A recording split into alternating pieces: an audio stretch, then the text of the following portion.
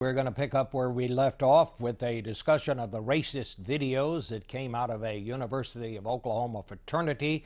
This week, protests that continued in Madison, Wisconsin, where an unarmed black teenager was shot and killed by police last weekend, and in Ferguson, where 2 police officers were seriously wounded while managing protesters following the resignation of the police chief, which came after the Justice Department's damning report of racial bias there.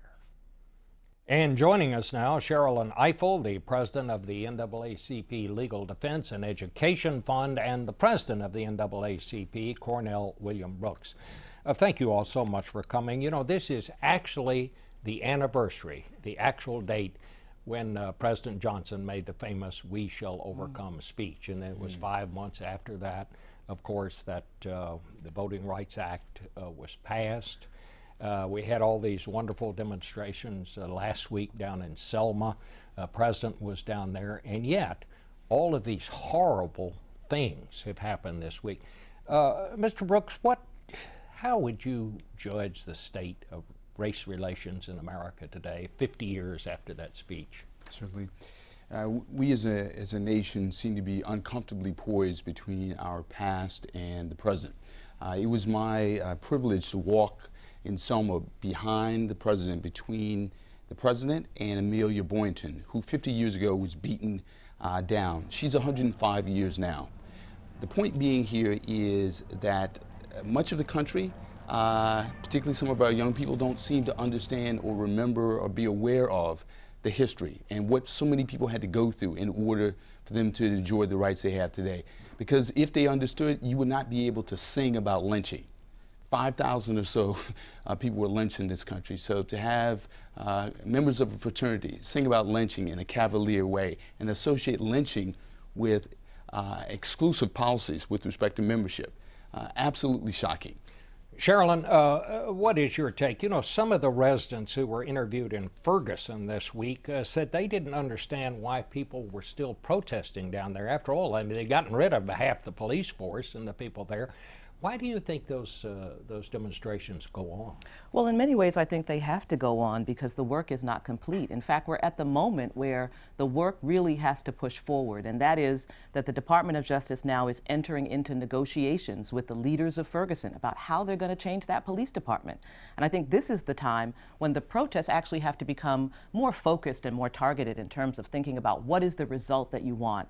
Elections are next month in Ferguson, and you've got city council elections and African Americans running for city council seats at numbers they never did in the past. So there's a real opportunity for change, and I think the people who are out want to make sure that that change actually happens. There's a lot of work to be done, and I think this discomfort that we're all feeling actually, even though it feels like we're going backwards, that's actually when we go forwards. It's just like, you know, in Selma, it's just like on that Edmund Pettus Bridge. It's these moments of confrontation when we actually get to see what is really happening in America, whether it's that video that shocks us all and that's so repugnant. The most dangerous times for race in America is when we're papering over what the reality is. Well, you know, things have been pretty quiet here in recent years, but then all of a sudden we have, you know, these police incidents in Ferguson, then in New York, now up in Wisconsin.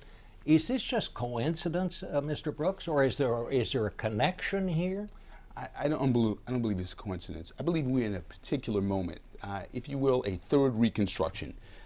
We are at a point in American history where we can move forward or we can move backward. We have made tremendous progress in terms of voting rights, but we've seen tremendous challenges in terms of criminal justice reform and a backward movement with respect to voting rights.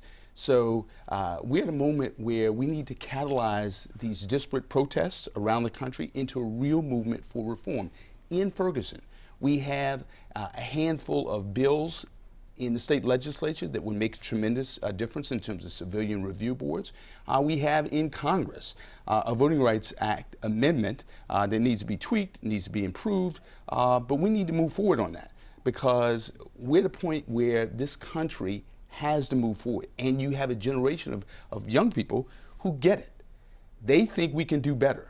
And I believe we can do better. And in fact, we need a Congress that is as engaged, as committed to our highest democratic and constitutional values as these young people on the streets. Well, I actually don't think it's been quiet. I think actually in communities all over this country, African American communities, this is what people have been rolling against. And it's only that it's come to national consciousness, largely because of cell phone videos and other ways in which we've been able to see what people have been saying for years. So that's what's created the moment, the fact that it has now risen to national consciousness, and that's a good thing. There are things that can be done. We've got an End Racial Profiling Act that has been languishing in Congress for years that Congress needs to act on. Cornell just talked about the various bills that are in the Ferguson legislature, and we're also seeing a crisis of democratic governance. You know, the democratic structure of Ferguson is very much like the democratic structure of communities all over this country, with the part-time mayor that gets $350 a month and the part-time city council and the town manager who really has all the power. It's an opportunity for us to really look at representative government and to make real change. And that's the moment that Cornell's talking about. So rather than just sit with the discomfort, we really have to begin to dig in and work on change. And Bob, I'll just note this, that the NAACP has launched what we call America's Journey for Justice, a series of demonstrations, direct actions from Selma, Alabama, across Georgia, North Carolina, Virginia, South Carolina, and into D.C. Why? Because we're trying to take advantage of this democratic upsurge in this country based upon real problems. When we think about the fact on the Voting Rights Act, 11% of the electorate doesn't have an ID, 25% of African Americans, and yet we see this frenzy of voter disenfranchisement all across the country. People are responding to real problems. When it comes to the criminal justice front, we've seen massive racial profiling. And so the point being here is we have people in this country who sense what is wrong, and they also sense what can be made right. And they know that Congress can act, but has failed to do so.